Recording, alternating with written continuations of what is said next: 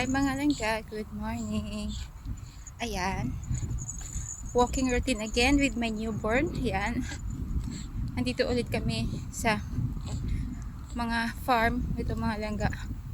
So, ngayon try ulit namin pumunta sa Quingloop kung open ba ang Quingloop. Tapos, tingnan natin kasi kung hindi, okay lang. Mamayang hapon, pupunta kami ni Elliot sa Village Center para mamili ng mga kulang namin sa bahay na pagkain. So, ayun. Hindi masyadong maano ngayon mga langga, mainit. Medyo malamig nga yung hangin. Pero okay lang. Tanghali na nga ngayon eh, alas 10. Mag alas 11 na nga eh. Late na yung walking namin ni Elliot kasi nakatulog kami ulit after feeding niya. Nakatulog kami, so nagising kami 9 o'clock na. Tapos nag-breakfast pa ako. Kaya ayun, medyo late kami ngayong mag-walking. Pero okay lang dahil hindi masyadong maaraw. So, okay pa din siya. Medyo cloudy kasi. Kaya carry lang. Carry lang kay mother.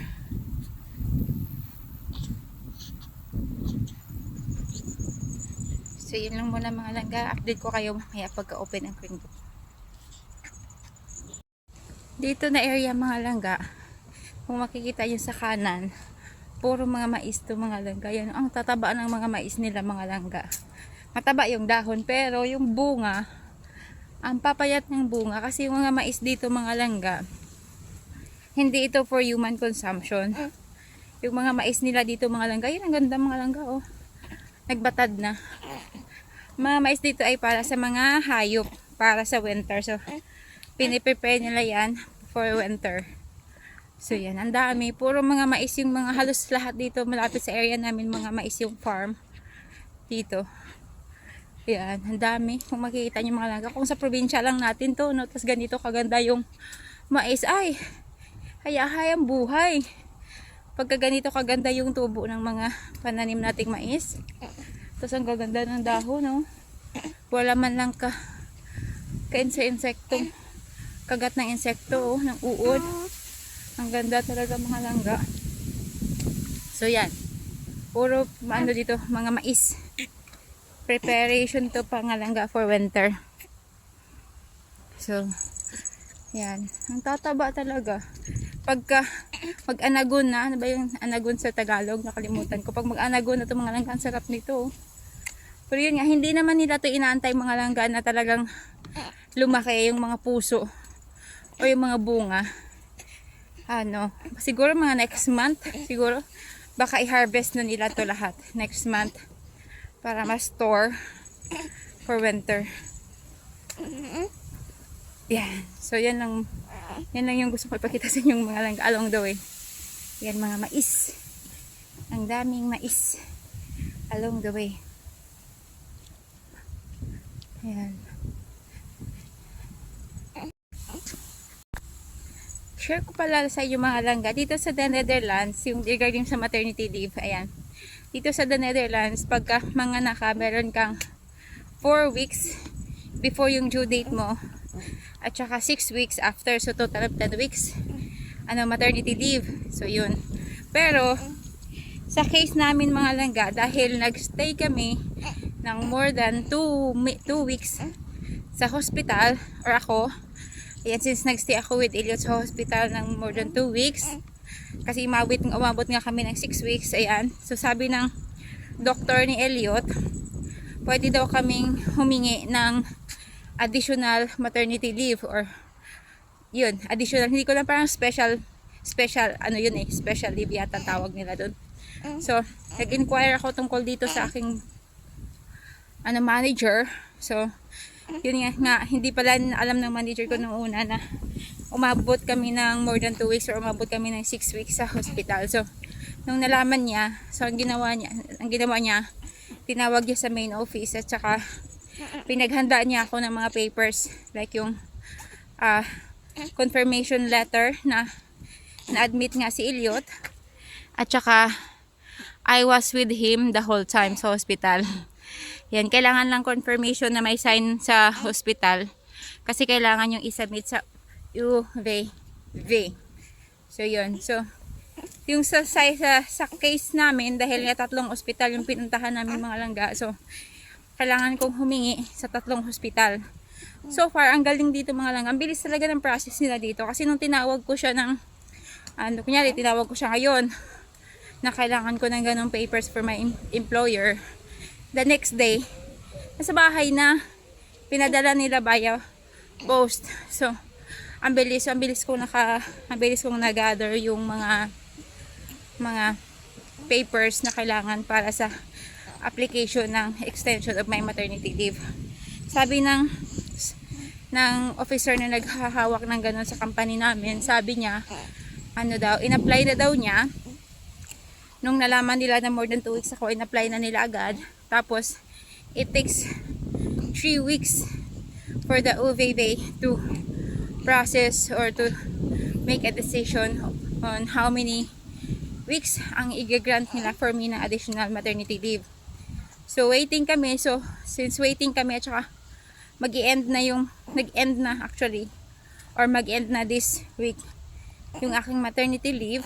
So, ang ginawa ng manager ko for now, yung 2 weeks, inassign mo na niya or nilagay mo na niya dun sa status ko na 2 weeks na naka leave or holiday leave ako. So, wala akong work this week until next week.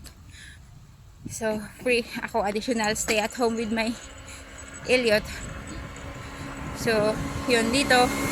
Pwede yun mga laga. At saka according dun sa in charge na ng company namin to process all those documents, as per her knowledge or experience, maybe it will be like 3 to 5 weeks or 1 to 5 weeks daw minsan ang binibigay ng extension ng EUV para sa mga ganitong case. So, titingnan natin mga langga. Update ko kayo pagka may decision na kami from OVA kung ilang weeks ang ibibigay nila sa atin. Kasi kumbaga rights daw yun. May rights daw yun na i-apply kasi nga 6 weeks kami sa hospital. So yun ang mga langga. Yun kinaganda dito mga langga. If ever ma-approve yun, 100% paid din yun. Parang maternity leave din siya. Aside from parental leave. So malapit na kami sa Kringlop mga langga.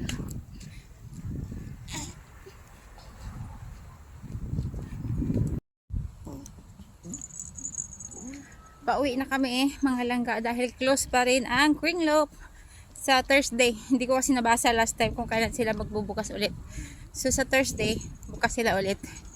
So babalik tayo doon ulit sa Thursday para titingin-tingin ng mga gamit pambata. Kasi nga ayokong bumili ng sobrang mahal tapos saglit lang magamit ng anak ko. So sayang yung pera. Ayun. Kasi dito sa Netherlands sobrang mahal ng mga expenses dito mga langga ng cost of living. Grabe, mahal. Malaki nga yung currency ng pera nila dito pero mahal naman pag dito mo gastusin. So, yun. Saka medyo nagtitipid talaga kami kasi nga yung plano naming mag-migrate sa Philippines within 5 years sana. So yan, tipid-tipid kami. So as much as possible, yung mga hindi naman kailangan, hindi namin binibili. Pero pag kailangan talaga, binibili agad namin pag sobrang pag kailangan. Especially for Elliot. Pero pagdating sa mga clothing kasi ni Elliot, konti lang talaga yung mga brand new. Kasi most of them, nabili ko lang sa Kringlop. Tsaka yung iba pinamigay. Ayun. Marami din kasing mga nagbigay. So, kaya malaking bagay na rin. Malaking tipid na din yun mga langga. Kasi isipin nyo, isang pagbibili ka sa Kringlop, yung romper sa Kringlop, magkano lang? 0.50 euro lang. 0.50 cents. Or 50 cents lang. 0.50 or 50 cents lang siya. Tapos pag bumili ka ng brand new na romper sa, like for example, sa Hema, ganun, nasa 4 to 6 euro. Pinakamura na yun. Kaya, malaki yung natitipid. Yan. Since practical mom tayo, ayan. Hindi pa naman niya ma-appreciate yan. Kasi bata pa naman siya. So, pagka medyo malaki na siya, ayan, saka pa lang kami bibili talaga ng mga damit na siguro bago. Good morning! Morning. Siguro doon pa lang kami bibili ng mga damit na mga bago talaga. Pero tingnan natin, depende kasi kung nasaan na kami noon eh. Ang tinitingnan ko ngayon mga langga, kaya pumupunta ako sa Kringlob, preparation sa winter. Kasi syempre, palapit na yung winter. Tapos wala si Elliot, wala siyang mga winter jacket or winter clothes. Kasi yung mga meron siya ngayon, puro summer clothes yun. Dahil summer nga siya pinanganak. So, yun. Kaya pumupunta ako sa Kringlob. Kasi pagka jacket mga langga, yung isa ngang nabili namin ng nakaraan ni Elko dun sa Hema, 14 euro na yun. Hindi pa yun talaga pang winter na jacket. 14 euros. So, mahal. Kung mga ganon, bibilhin mo lang yun pagka ganon, bibilhin mo yun sa Kringlob, mga nasa pinakamahal na yung 5 euros nun. Malaki yung matipid natin, di ba? Kung saan tayo makatipid, doon tayo. Kasi yung Kringlob naman dito mga langga, hindi talaga siya pareho ng ukay-ukay talaga dyan sa Pilipinas. Kasi yung Kringlob dito is, for example, second hand talaga siya. For example, kami ni Elko, meron kami mga damit or mga bagay, mga gamit na hindi na namin gusto. May dalawang option kami. It's either dadalhin namin siya doon sa specific na dumping area. Kasi bawat mga bagay dito may mga specific na kung saan mo siya pwedeng itapon. Dahil hindi ka nga basta-basta pwede magtapon dito. Or, pwede namin siyang dalhin sa Kringlob. Bigay namin siya sa Kringlob. At saka ang gagawin ng Kringlob yun, ibibenta nila yun. Tapos yung halin, o kumbaga yung perang pinagbintahan nila nun, mapupunta yun sa charity. Kaya yun yung Kringlob. So, mas maganda dalhin na lang sa Kringlob.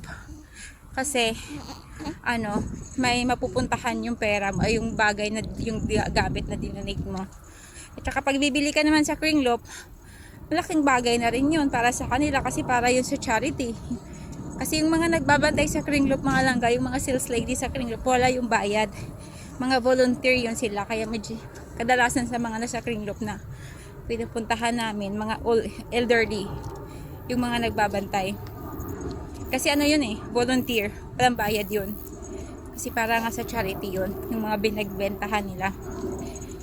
So yan, kaya okay din na bumibili ka sa Kringlob. Tsaka sa Kringlob mga langga, makikita mo yung mga gamit or mga damit, hindi talaga siya yung talagang yung lumang-luma na, hindi ganon. Meron pa minsan ako nabibili sa Kringlob na may mga tag pa mga bago pa. Kasi minsan siguro yun yung binili na hindi kasya. So, ayan, dinonate na lang nila sa Kringlob para magkapera ang Kringlob para sa charity. So, yun, maganda din mamili sa Kringlob. Pero depende lang din yun sa tao kasi may mga tao naman na ayaw talagang pumunta sa Kringlob or hindi nila bet pumunta sa Kringlob katulad ni Mama, yung biyanan ko. Hindi yun siya namimili sa Kringlob. Pero nagdadala sila ng gamit. Katulad nung naglipat bahay sila, kadalasan or karamihan sa mga gamit nila na ayaw na nila mula sa lumang bahay. Kasi binenta nila yung